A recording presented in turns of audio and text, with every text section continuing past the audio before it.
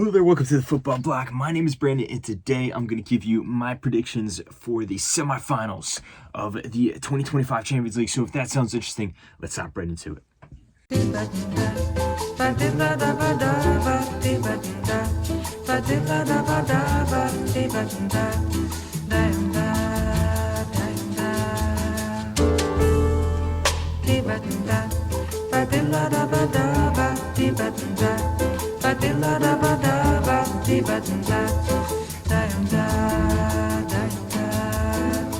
Eu quis amar, mas tive medo e quis salvar. So the semifinals are finally here. We only have 4 teams left. 2 matchups as we get closer and closer to crowning the Kings of Europe for 2025. Some pretty exciting games we have set up here. If you guys have watched this channel before, then you know the deal. We're going to look at each of these teams heading up against each other, their paths up into this point, how I think they will match up against each other, and of course a score prediction for each of these heavyweight title matchups here. So without further ado, let's start off with the first one on the chopping block, and we have Arsenal going up against PSG. Now, starting off with Arsenal, at least in the Champions League, they've had an amazing season. This is the furthest that Arsenal has gone in the Champions League since the last time they were in the semifinals, which I believe was 2009 or 2008, when they went up against Manchester United with Ronaldo and Rooney. But from the beginning, they were playing some really good football. They finished in the top 8 in this new league format. They had some heavy wins, one actually against PSG in particular. Now, granted, that was a very different PSG side at the beginning of the season, but still, you can see Arsenal had some really good wins under their belt in the beginning of this season in the Champions League. Then heading into the knockout rounds, they went up against PSV, team from the Netherlands, and PSV actually was playing some pretty good football up until that point. That being said, Arsenal absolutely massacred them 9-2 on aggregate, completely blew them out of the water. Not a chance for PSV there. Very surprising results. And then even more surprising was their opponent in the quarterfinals, Real Madrid, the defending champions, of course. Everyone thought, including myself, that it was going to be pretty close, but Real Madrid would come out on top. That wasn't the case. Arsenal showed up when it mattered most. Declan Rice with amazing performance, a standout performance in the first leg there. And Arsenal came away with a 3-0 win in the first leg, and then they stopped any chance of a Real Madrid remontada in the second leg, winning 2-1. 5-1 on aggregate. Absolute statement of victory here, leading them to the semifinals. Now, outside of the Champions League, it's kind of up in the air how you want to judge Arsenal's season. There's 2 different ways to look at it. On the one hand, they objectively play great football. I think actually they probably have the best defense in Europe, probably the best defense in the world. They're just a very solid team. There isn't really a lot of standout players, but overall, the team is just very well structured. You have to give a lot of credit to Mikel Arteta. That being said, there's a good chance that they're going to finish the season without a single trophy. In fact, the last time that they won a trophy was almost 5 years ago at this point, the 2020 FA Cup. It looks like they're going to finish second in the Premier League, as Liverpool just mathematically confirmed their title win. They went out pretty early in the EFL Cup and the FA Cup as well. So they play great football. They've gone far in a lot of competitions, especially over the years, but they also really haven't showed up with any trophies. So that's 2 different ways to look at it there. But like I said, overall, this team is very stacked.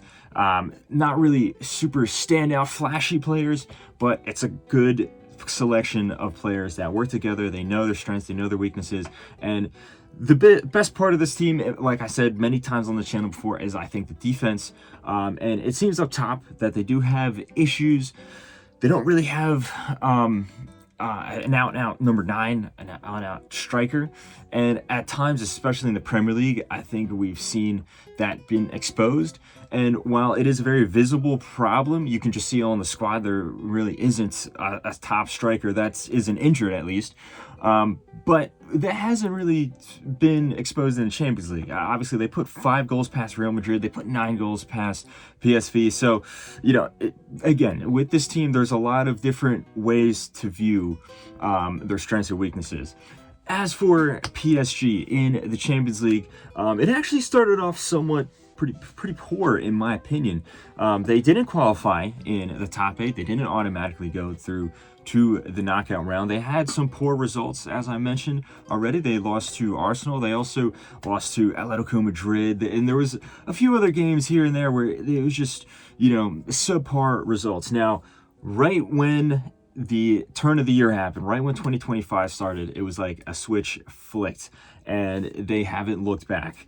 And we saw this in all competitions, but in particular in the Champions League, they had a huge statement win, defeating Man City there. They went to the playoff round, and then they went up against fellow league outside Brest, underdog team there, and they absolutely massacred them, 10-0 on aggregate. Embarrassing result from Brest, but it's just a obviously very convincing win. They went on to the round of 16 against Liverpool, who at that moment were flying. People were saying they're the best team in Europe. They had a crazy gap in the Premier League at the top of the table. And over the course of the 2 legs, PSG was the better team. It took penalties to overcome Liverpool, but I think that's more so just on the amazing performance that Alisson had in goal. Overall, PSG, I think, was the better team. Even though there was moments where Liverpool was able to exploit some of PSG's weaknesses, it was a deserved win, very impressive statement win from PSG there. And then they went up against another Premier League side in Aston Villa, the underdog team at that point of the Champions League in the quarterfinals. And in the first leg, Aston Villa put up a good fight, but it was PSG that came out on top at the end. And we did see some sprinkling of doubts where Aston Villa almost came back in the second leg. They almost surprised them with another shock comeback, another shock elimination. It was this close from happening, but PSG, unlike previous season, just held on, leading them to where they are right here in the semifinals. Some cause for concern, of course, but at the same time, Aston Villa weren't able to ultimately pull off the complete comeback, and PSG did end up going through, even if it was a bit of a nervy finish there at the end of the second leg. Outside of the Champions League, PSG are already confirmed winners of Liga. No surprise there. They already won it a few weeks ago at this point. They're also in the final for the Coupe de France as well. But you come to expect this with PSG. The thing that is different with PSG this time around is it's a completely different outlook on the team. No longer are the days where it looks like they're just throwing money at the most expensive and popular superstars out there and trying to form a team out of them. This does look like it was intelligently crafted together. Obviously, yes, they are still a team with a lot of money. They are still spending a lot of money, but it seems to be a lot more intelligently constructed. And there seems to be a project that's being built under Lucho Enrique here. And I've said this many times before on this channel, but this PSG team put together is overall just a very well-balanced and a very well-rounded team. If you look at the attack, which is I would say their most eye-catching aspect of this team, despite the fact that Mbappe's gone, Neymar's gone, Messi's gone, they're just so fun to watch in attack. Dembele is in absolutely amazing form. The new signing, Kvaratskhelia, is also in some of the best form that we've ever seen him in. And then you also have new stars like Desiree Doué, as well as Barcola, and even guys coming off the bench like Gonzalo Ramos, who can be very reliable. The engine of the team is, of course, the midfields, who I'm a big fan of, guys like João Neves, Vitinha, and Fabian Ruiz. All great midfielders, and they put together a very, very creative but also robust midfield. There's a bunch of guys coming off the bench as well who are very strong. And then the defense, while I would say not as strong as the other two departments of the field, is still very good. It's in particular Achraf Hakimi, who is having one of the best seasons of his career. So overall, very strong team. And this matchup is very exciting because I've talked about how great Arsenal's defense is, but then I've also talked about how great PSG's offense is. So we're going to see that dichotomy butting heads. It's going to be very interesting to see who blinks first, what kind of tactics they're going to employ against each other. But at the end of the day, whichever team goes through, I think this is going to be an extremely tight affair. Arsenal, I don't think they're going to be able to blow away PSG like they blew away both Real Madrid and PSV. Those two teams, of course, PSV just isn't of the same quality as a team like Arsenal. And while Real Madrid is, they clearly were having some huge defensive frailties throughout the entirety of the season. PSG, while I wouldn't say defense is necessarily their strength, they're not as porous at the back. I don't think that Arsenal is going to be able to exploit those weaknesses as they were with the other previous teams that they faced in the knockout round here, especially since they don't really have an out-and-out number 9. Like, you can't really rely on Declan Rice to be scoring free kicks every game. And as good as Mikel Merino has been in the false 9 role, he is still naturally not a striker. He is naturally a center midfielder. And even guys like, say, Bukayo Saka, who's in great form, or even Martinelli, great players, but they're not super prolific in front of goal. They're not going to be dropping 30 goals a season, for example, at least from what we've seen. On the flip side, though, PSG, you still have that inkling of doubt in your mind every time you see them. In particularly, look at what happened against Aston Villa, where there's a 15-minute period there where they just conceded 2 goals. They completely threw away their lead, and it looked like with every touch of the ball, Aston Villa was going forward, causing problems, and could score another to tie up the score. Like I said, ultimately, they weren't able to pull it off, but it came this close. And PSG has a penchant for failing spectacularly at the biggest stage in the Champions League. We've seen it countless times, and every season it looks like they're getting better. Every season it looks like they stamped out those ghosts and they've exercised those demons, but it still ends up coming around. Will it come around again this time? This matchup really is a toss-up, but I'm going to go with Arsenal. I just think because of their superior defense, I think that's going to be the cutting edge. And then also, like I said before, this is the only trophy that Arsenal still has to compete for. They're out of the AFL Cup. They're out of the FA Cup. They didn't win the EFL Cup. They didn't win the Premier League. And this is the only trophy that they have a chance to win. And they have a very realistic chance of winning. All 4 teams here have a very realistic chance of going through and lifting the trophy. So I think they're going to put everything on the line. And PSG, while the mentality is so much better than years prior, I still think it's going to come out. It's deep in the culture of this team, in the training staff, in some of the players, just in the fans, the general vibe of the stadium. It's still there. I think the aggregate score is going to be 2-2. Like I said, it's going to be super close, but Arsenal will end up going through on penalties there. Anyway, on to the next matchup. We have Inter Milan going up against Barcelona. And this is a very interesting matchup here. These two teams, they've had some bad blood in the past. Of course, you can go back to 2010 when there was that controversial game where Jose Mourinho's running around celebrating after Inter beat Barcelona there. And then also relatively recently, I wouldn't say bad blood in terms of, tension between the players and stuff like that, but there were some controversial moments when these two teams faced off in the 2022-2023 season in the group stage. There was the handball incident, things like that. And that season, Inter would eventually go on to the final, whereas Barcelona was eliminated in the group stage. So Barcelona does have a chip on their shoulder here. But these two teams, I would say, have very obviously earned their spot here. We can start off with Inter Milan. Of course, everyone expects this Barcelona team to go far, especially with how amazing that they're playing, but they're also one of the biggest clubs in the world. Inter Milan, I feel, obviously they have the history, they have the long list of players, but because, at least in the English-speaking world, everyone focuses so much on the Prem or one of the two La Liga teams in Barcelona and Real Madrid, Serie A tends to kind of get forgotten, and people don't realize how good this Inter Milan team is. obviously defending champions of Italy, and there's a good chance they'll win Serie A again this year. Made it to the final of the Champions League in 2023. They have a very, very strong squad, very well put together squad. Marcus Thuram and Lautaro Martinez. In terms of a striking partnership, I think that is the best striking partnership in the entire world. But then you also have to look at their defense. Acerbi, Bastoni, DeMarco, some of the best defenders in the world.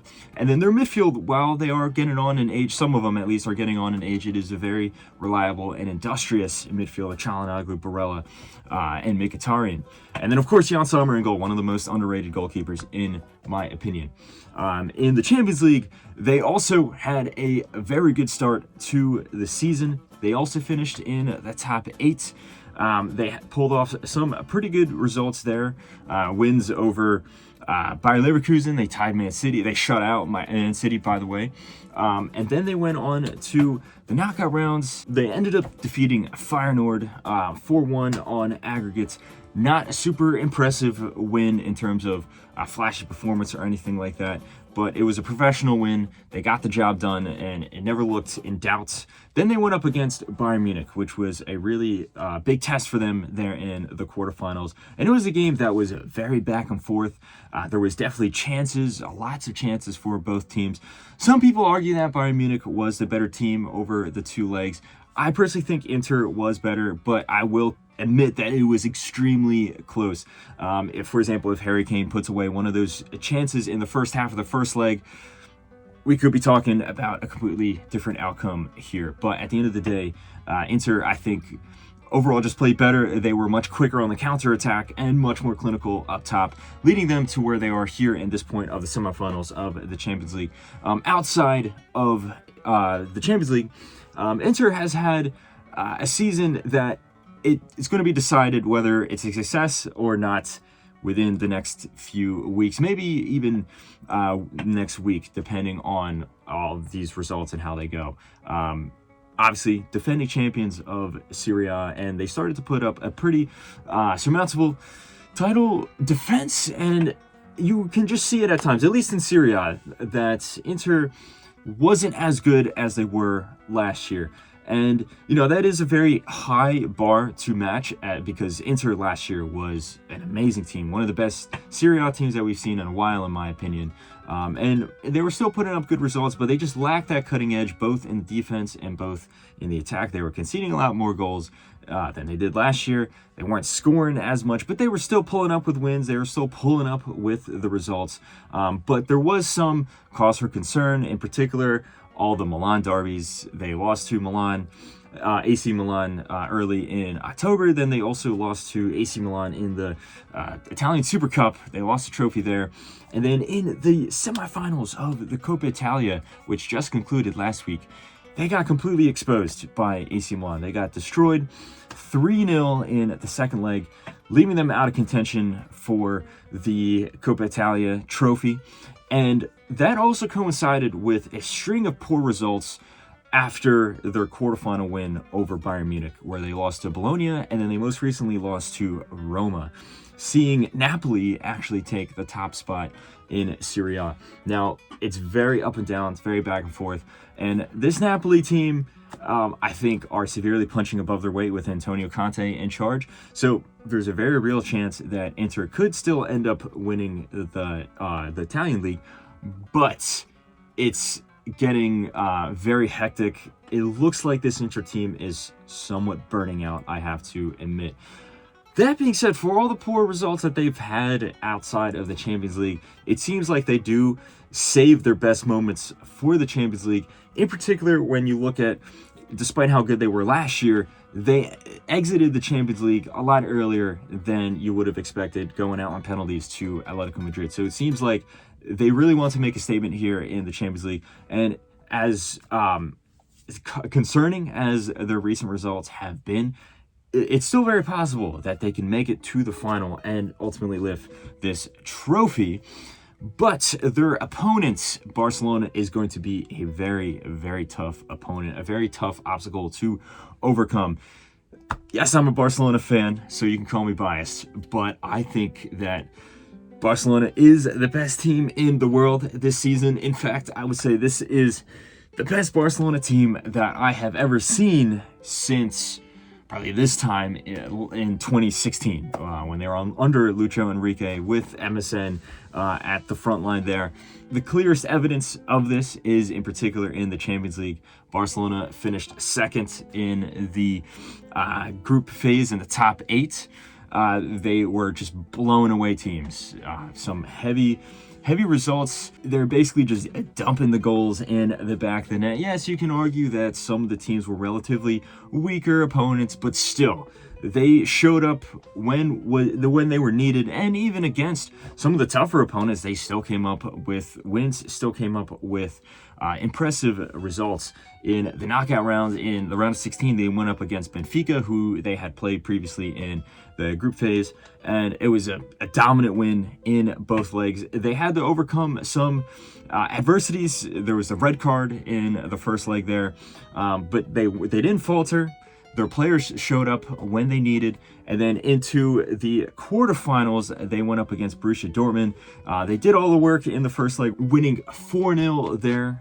Very convincing statement victory. And while they did falter in the second leg, where Borussia Dortmund tried to mount a comeback, they ultimately weren't able to do it, which proved that the mentality for this Barcelona team is incredibly strong. They are able to come back. We've seen numerous comeback victories throughout all competitions this year, but also when their back's up against the wall, they don't falter like previous Barcelona teams have done, in particular in Europe. You can just go back to this time last year where Barcelona had a lead over PSG in the quarterfinals and mentally and physically to some extent as well just collapsed.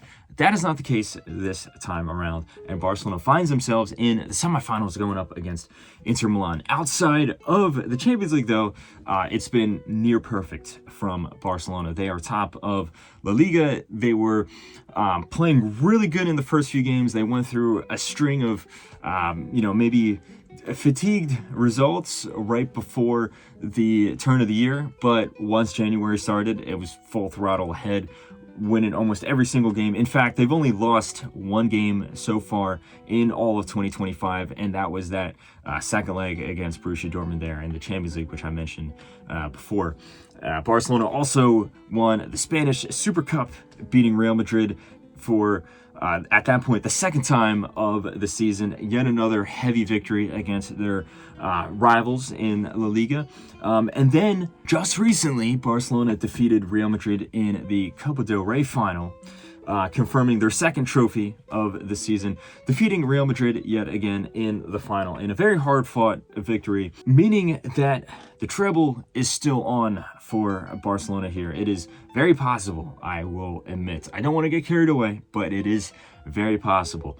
Now, when you look at these two teams going up against each other, I think that it's very common to see some people that don't really follow Serie A, who kind of underrate Italian teams, saying that this is an easy layup for Barcelona, that Barcelona is going to blow Inter away or something like that. Initially, when the draw happened, or when, after the first legs, you can kind of see first legs of the quarterfinals, and you can kind of see who you expect to face in the semifinals. I would have completely disagreed with that argument. I would have said, Inter is an extremely resolute and strong side. Obviously, one of the best teams in the world, best team in Italy, in my opinion. But because of their string of really concerning results, I do think that it's going to be a convincing victory for Barcelona, a relatively easy victory for Barcelona. That is what I'm predicting there. And the reason for that is I think Inter is just burned out. I mean, they've been playing at such a high level throughout the entirety of the season, competing on all fronts for all trophies. You can't forget, they also won Serie A last year, as well as the Italian Super Cup. Then in 2023, they got to the Champions League final. They won the Coppa Italia as well. In 2022, they won the Coppa Italia. They went far in Serie A, and et cetera, the more years you want to go back. Because this squad, for the most part, hasn't really changed that much over the years. It's been the same core group of guys. One or two players, of course, have moved on or have come into the team.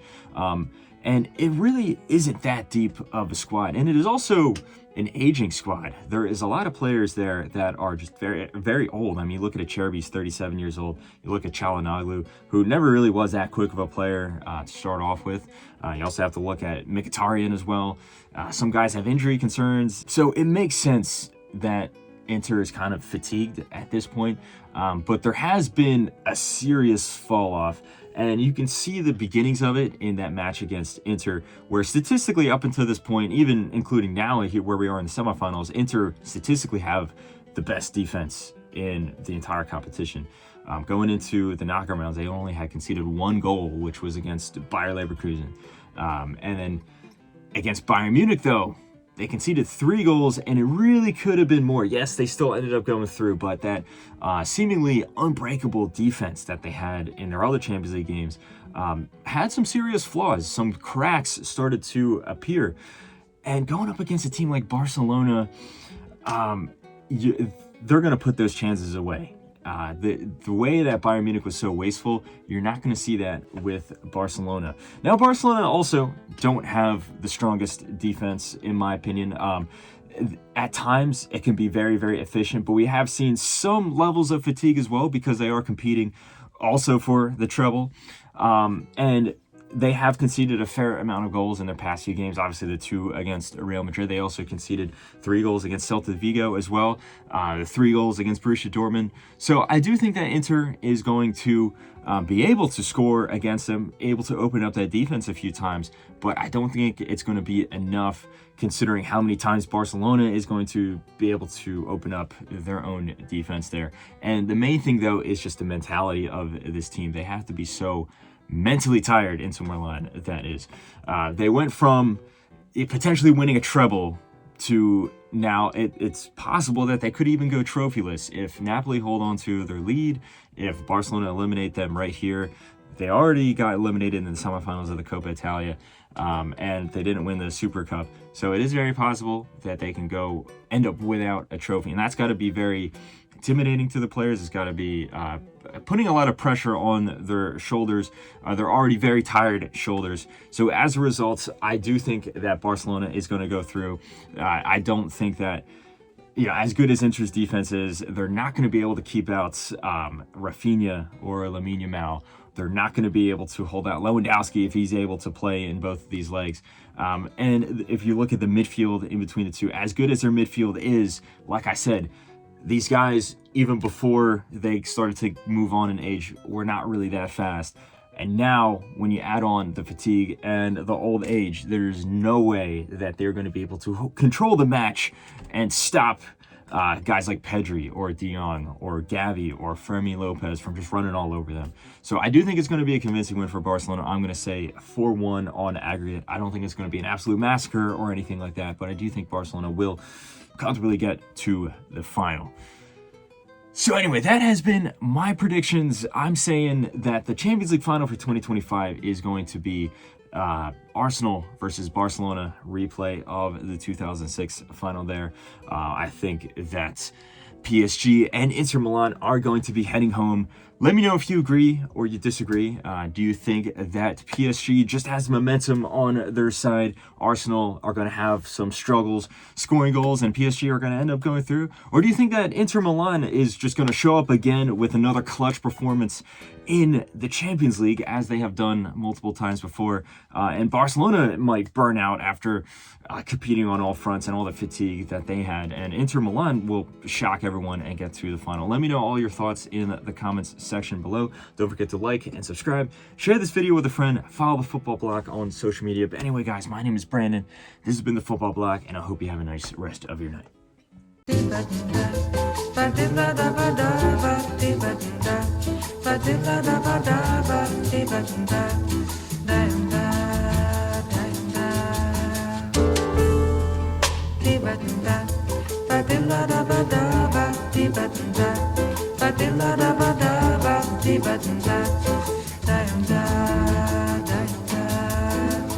Eu quis amar.